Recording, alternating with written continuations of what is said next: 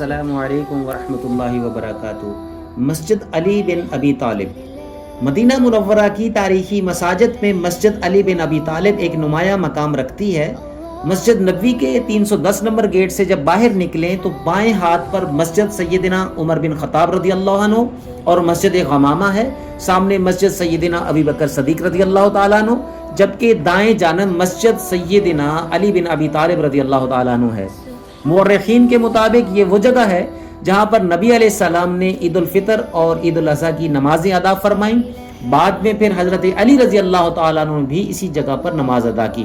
یہاں پر ایک مسجد تعمیر کی گئی جو حضرت علی رضی اللہ تعالیٰ عنہ کی نسبت سے معروف ہوئی۔ اگر آپ آج یہاں زیارت کے لیے جائیں تو دیکھیں گے کہ یہ مسجد اپنی جدید اور منفرد طرز تعمیر کے باعث باقی تاریخی مساجد سے آپ کو مختلف نظر آئے گی۔ سفید پتھر اور نئی اینٹوں کا استعمال قدیم نسبت اور جدید طرز کا حسین امتزاج ہے۔